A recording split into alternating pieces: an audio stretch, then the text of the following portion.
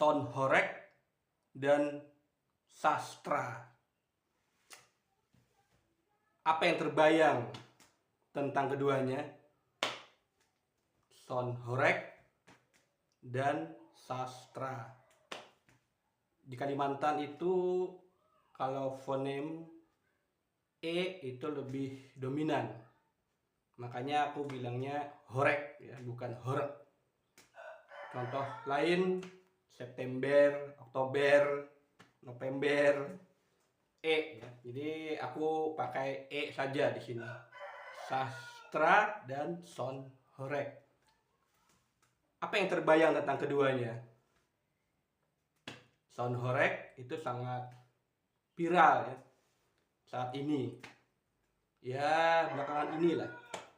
Mulai dari warung kopi, di kedai-kedai, di pasar tradisional, sampai di tingkat elit, sampai tingkat atas memperbincangkan sonhoreg.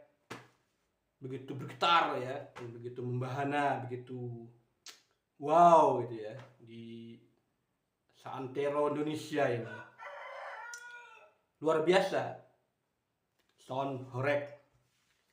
Lalu apa yang terbayang dengan sastra? Sastra ya. Sastra. Setidaknya ada 3 poin yang harus ada di dalam dunia sastra. Yang pertama tentunya adalah sastrawan. Sastrawan sebagai produsen karya sastra wajib ada. Kalau tidak ada sastrawan, tentu karya sastra pun tidak akan ada. Ya kan? Begitu ya logikanya. Nah, apa yang terbayang ya dengan sosok para sastrawan? Ya, kalau dilihat dari kacamata normal, ya sastrawan itu kan tidak semua ya, tapi ya bisa dikatakan kebanyakan berambut gondrong, berbaju hitam, ya kadang-kadang dekil, wajah kusam, ya kan? Bahkan sebagian masyarakat menganggap sosok sebagian sastrawan itu sebuah wujud nyata anomali kehidupan. Karena tidak wajar tadi kan, itu dari penampilan, dari perilaku. Nah, sastrawan itu tidak jarang duduk berjam-jam di depan cermin misalkan, atau duduk termenung di bawah pohon.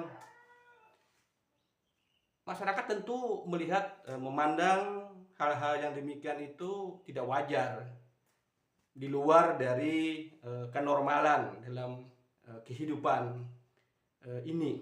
Tapi sebenarnya ya, duduk berjam-jam di depan cermin, di bawah pohon, itu adalah tindakan yang wajar. Sastrawan itu berkontemplasi untuk menghasilkan karya sastra, maka diperlukan ya memang duduk berjam-jam di bawah pohon, di depan cermin, atau di pinggir jalan. Itu hal yang wajar. Atau contoh lain ya, bahwa sastrawan itu bukan contoh anomali. Para sastrawan itu masih menganggap kesehatan jasmani dan rohani itu dua hal yang krusial di dalam hidup. Para sastrawan masih berolahraga, masih makan, masih minum. Nah, ini wajar ya, itu adalah sosok ya, sosok sebagian sastrawan. Memang ada juga sastrawan yang tampil rapi ya kan, misalkan seperti Taufik Ismail, Sapardi Djoko Damono misalkan. Itu kan rapi. Nah, kemudian yang kedua apa? Nah, setelah sastrawan, maka yang kedua adalah hasil yang diproduksi oleh para sastrawan, yakni produk itu sendiri. Apa wujudnya? Bisa puisi, ya kan? Bisa Prosa fiksi itu di dalamnya ada cerpen, ya cerita pendek, bisa novel, dan yang tak kalah pentingnya adalah drama ya, yang dikenal dengan teater, ya kan, baik itu dipentaskan di panggung ataupun di tengah lapang. Nah ini yang kedua ya, karya sastra dengan beragam genre tentunya. Puisi bisa, ya bisa puisi horor, bisa puisi percintaan, cerita pendek, novel, teater juga seperti itu. Dan yang ketiga ya, setelah karya sastra itu hadir, maka akan ada yang namanya penikmat karya sastra. Penikmat ini bisa berupa apa namanya, penonton ya, seperti nonton teater, baik itu teater tradisional seperti Mamanda, Ludruk, ya, Ketoprak, maupun yang berhubungan dengan teks bacaan, yakni pembaca puisi, membaca novel, ya, membaca cerita pendek. Nah itu apa namanya, setidaknya ada 3 poin ya yang harus ada di dalam sastra. Itu gambaran sastra ya. Kemudian apa hubungannya Sonhoreg dan sastra? Nah, jadi begini. Sastrawan ya, di saat hendak ya menghasilkan karya sastra, tentu ada kepekaan terhadap dunia sekitar. Nah, Sonhoreg ini salah satu ya yang ada di dunia sekitar sastrawan.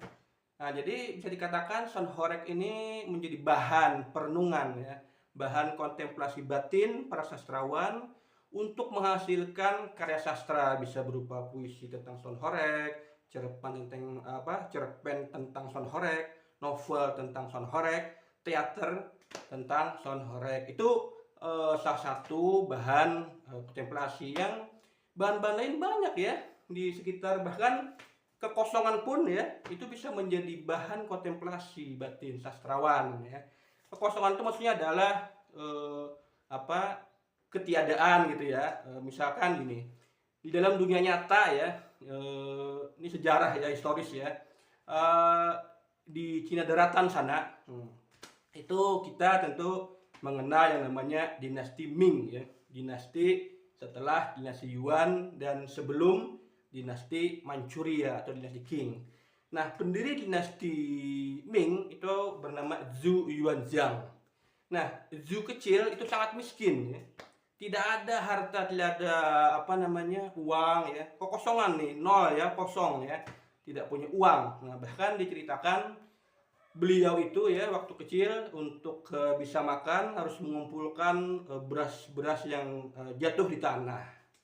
Beliau kumpulkan, beliau masak, lalu beliau makan. Nah, beranjak dewasa, nah itu beliau masuk ke salah satu pasukan ya, pasukan yang mayoritas berbangsa Hui yang menentang bisa dikatakan kebiadaban rezim dinasti Yuan. Nah, awalnya sih ya konon ya beliau itu hanya menjadi penjaga kuda perang. Nah, setelah pemimpin pasukan itu melihat kerajinan beliau ya, ketertiban beliau, nah beliau ditarik menjadi tentara. Hingga akhirnya ya, singkat cerita, beliau menjadi komandan ya, pemimpin pasukan tersebut, dan akhirnya berhasil menumbangkan dinasti Yuan, dan beliau menjadi Raja Zhu, pendiri dinasti Ming yang bergelar Kaisar Hongwu. Nah, ini bisa menjadi bisa dikatakan menjadi